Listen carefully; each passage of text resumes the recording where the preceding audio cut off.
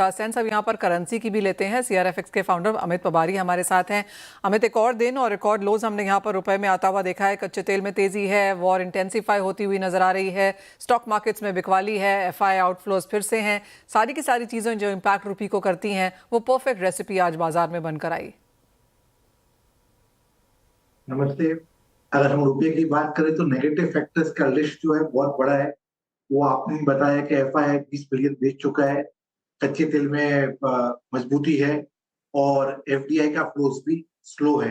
लेकिन ये सब नेगेटिव्स के अंदर पे क्या कुछ पॉजिटिव फैक्टर्स हो सकते हैं? पहला पॉजिटिव फैक्टर ये हो सकता है, डॉलर इंडेक्स जो है वो अपने 16 साल के ट्रेंड लाइन सपोर्ट पे है। क्या डॉलर इंडेक्स जो है अपना 16 साल का ट्रेंड लाइन ब्रेक करेगा? उसका प्रोबेबिलिटी जो है आज के दिन पे 80% है। अगर वो 98 का लेवल तोड़ता है तो फिर हमको 96 और 94 के लेवल्स के आसपास का लेवल मिलेगा। अगर डॉलर इंडेक्स वीक होता है तो कहीं ना कहीं ऑल इमर्जिंग मार्केट करेंसीज पे एक पॉजिटिव इम्पैक्ट रहेगा और रुपये के अंदर में भी एक पॉजिटिव इम्पैक्ट रह सकता है। सेकंड पॉजिटिव फैक्टर क्या हो सकता है? जैसे हमने 2013 में देखा था, रघुराम राजन जी आए थे, उन्होंने FCNR बिल डिपॉजिट्स का अनाउंसमेंट किया था। तो RBI ऐसा कोई इनोवेटिव स्टेप लेके आए जहां से FII इन्वेस्टर वापस से इंडिया पे आए या कोई FII का फ्लो आए, तो ये भी एक पॉजिटिव सेंटिमेंट हो सकता है। थर्ड पॉजिटिव सेंटिमेंट क्या हो सकता है? थर्ड पॉजिटिव सेंटिमेंट ये हो सकता है कि गवर्नमेंट अपने जो HPCL है, BPCL है, उनको बोले कि फॉरेन करेंसी में बोरो करे ताकि जो नियर टर्म प्रेशर है रुपये का वो सब सॉल्व हो जाए। और लास्ट पॉजिटिव फैक्टर्स क्या हो सकता है? जैसे आपके इंटरव्यू में पहले बात हुई कि कच्चा तेल जो बैकवर्ड के भाव पे चल रहा है, इससे यह पता चल रहा है कि कोई भी नेगेटिव न्यूज आ रहा है वॉर के प्रति तो कच्चा तेल की जो तेजी है वो कम पेस पे हो रही है। तो इसलिए हमें लग रहा है कि रुपये का जो डेप्रिसिएशन है यहाँ से 30 से 50% तक का हो सकता है। लेकिन कोई भी पॉजिटिव फैक्टर के कारण 1 से 1.5 रुपया का मजबूती हमें रुपये में देख सकता है।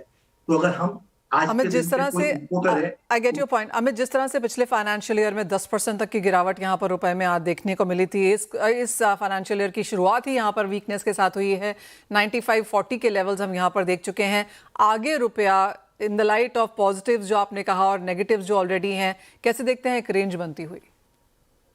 रेंज की बात करें तो ऊपर में हमें लगता है 95-40 से 96 जो है वो एक स्ट्रॉन्ग रेजिस्टेंस की तरह काम करेगा। और किसी भी पॉइंट ऑफ टाइम पे कोई भी पॉजिटिव न्यूज आया तो रुपया 1 से 1.5 रुपया मजबूत हो सकता है। तो नीचे में 93, 80, 94 जो है वो सपोर्ट के तरफ एक्ट कर सकता है। यहाँ पे इम्पोर्टेंट एस्पेक्ट ये है कि इंपोर्टर्स को लॉन्ग टर्म इंपोर्ट कवर नहीं करना चाहिए, पैनिक पे कवर नहीं करना चाहिए। कोई डिप आता है टुवर्ड्स 93-80 से लेकर 94-20 पे, वहां पे नियर टर्म इंपोर्ट्स को कवर करने का ट्राई करें और अबव 95-20 लेवल्स एक्सपोर्टर को पार्टिसिपेट करना चाहिए, ऐसा हमारा मानना है। अमित, एक फाइनल सवाल, रेट साइकिल कैसे टर्न होता हुआ देखते हैं आप? क्योंकि ज्यादातर बैंक्स, ग्लोबल बैंक्स का भी अब ये समझ में आने लगा है कि रेट कटौती तो नहीं, neutral and may be a rate hike. क्या वही हम इंडिया के लिए भी एक्सपेक्ट कर रहे हैं? देखिए, इंडिया के लिए हो सकता है कि at the end of the year पे हमें रेट हाइक का साइकिल मिले। फेड जो है वो शायद आउटलायर हो सकता है कि वो रेट हाइक ना करे और प्रेशर पे आके रेट को कट कर दे आने वाले 6 से 9 महीने के अंदर। तो उसके कारण डॉलर इंडेक्स में एक ब्रेकडाउन का संभावना है।